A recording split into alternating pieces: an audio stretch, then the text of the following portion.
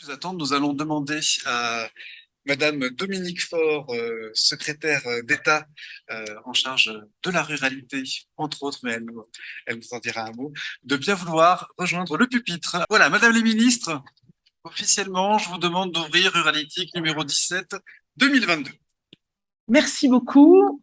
Monsieur le ministre, cher Jean-Noël, monsieur le sénateur, cher Bernard, monsieur le président du conseil départemental, cher Bruno, monsieur le président de la communauté d'agglomération du bassin d'Aurillac et maire d'Aurillac, cher Pierre Matonnier, monsieur le président de l'association des maires du Gers et vice-président de l'association des maires de France, monsieur Cyril Cotonna, madame la fondatrice de Back to Earth, cher Emmanuel Corati, monsieur le fondateur d'Altermap, monsieur François Lavessière, monsieur le commissaire général de Ruralytique, cher Sébastien Cotte, monsieur le délégué général de Ruralytique, monsieur Fabien Miediazowski, mesdames et messieurs les élus, mesdames et messieurs, en vos titres et qualités, chers amis de la ruralité.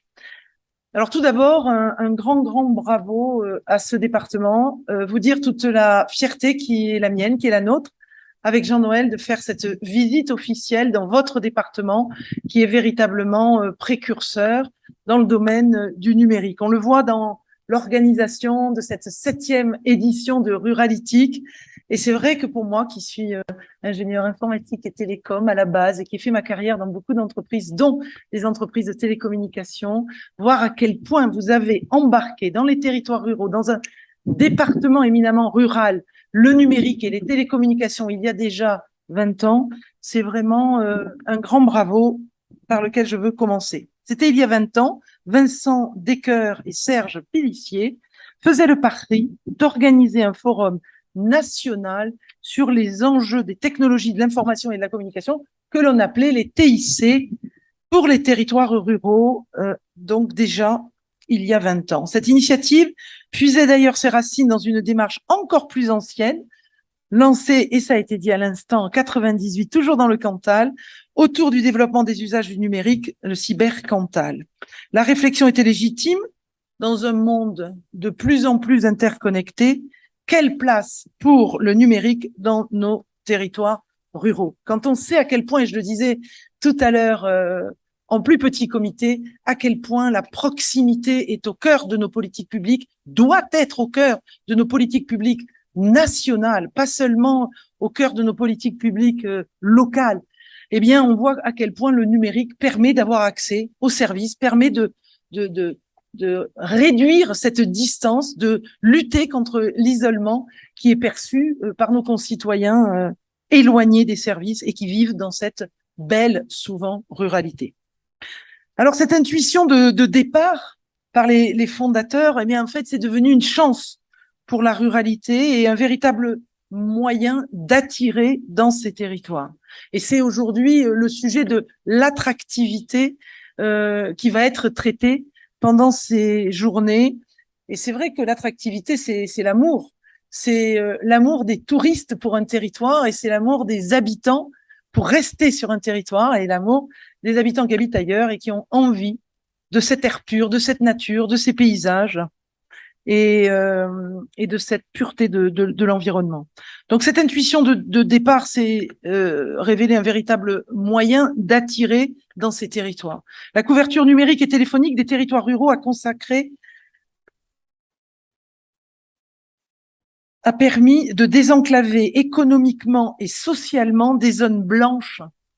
Et pourquoi il faut désenclaver ces zones blanches? Tout simplement pour permettre l'emploi, le développement économique, permettre à des artisans, à des commerçants, à des entrepreneurs, à des TPE, à des start-upers innovants, socialement ou technologiquement, de venir entreprendre sur nos territoires.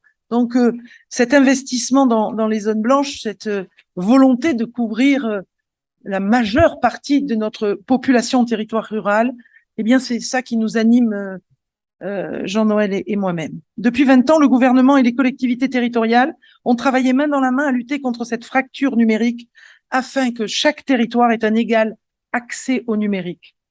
La région Auvergne, plus largement que le département du Cantal a été, elle aussi, pionnière dans cette démarche, en étant la première à être couverte à 100% en haut débit en 2009. Et quand on lit un petit peu les notes qui m'ont été fournies en amont de cette visite, on voit véritablement que le numérique est au cœur de votre projet de territoire, mesdames et messieurs, les élus locaux, et ça fait plaisir.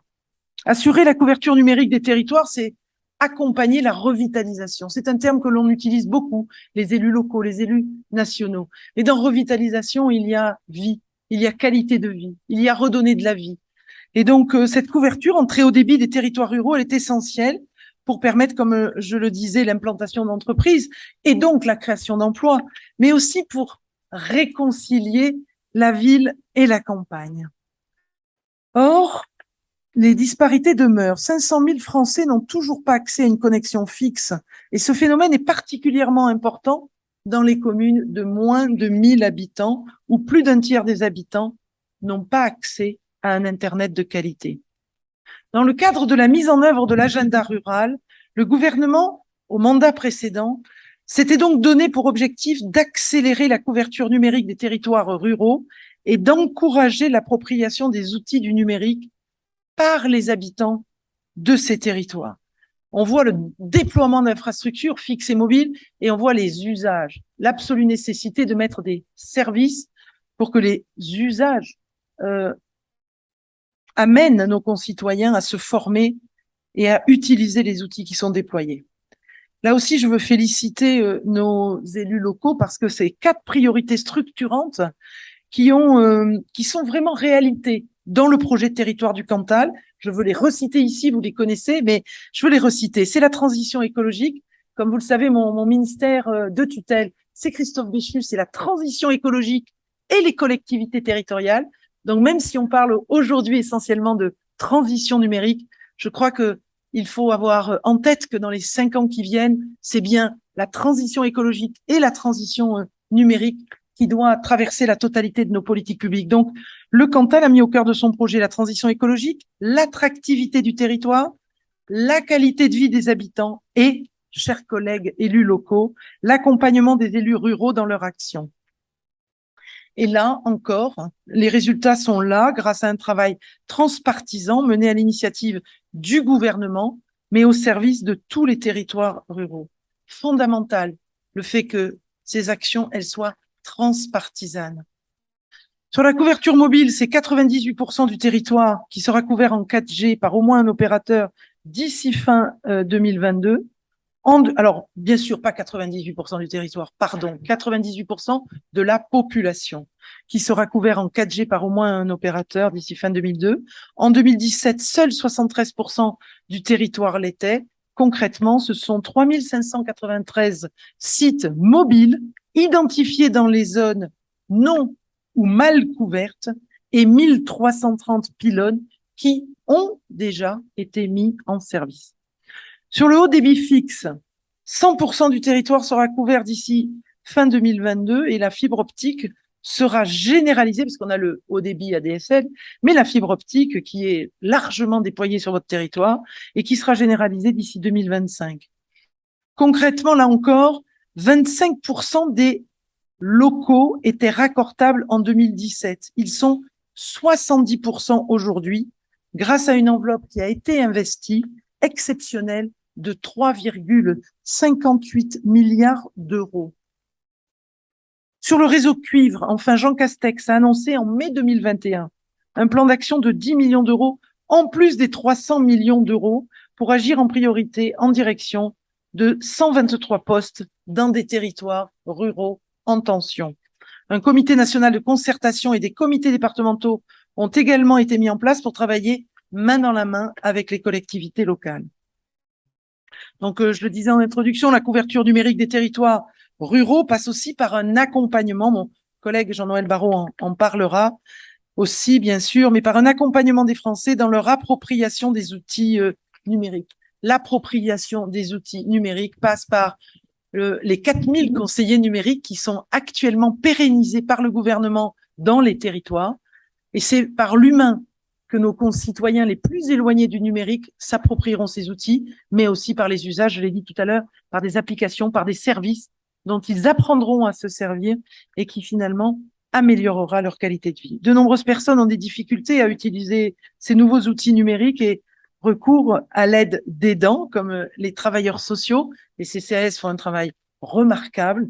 Les secrétaires de mairie, évidemment, des personnes qui de plus en plus sont formés à ce travail. Donc, les 4000 conseillers numériques France Service déployés sur tout le territoire pour accompagner les personnes qui sont en demande d'accompagnement et d'appropriation du numérique. 89 départements en France, quasi tous les départements, bénéficient de ce dispositif.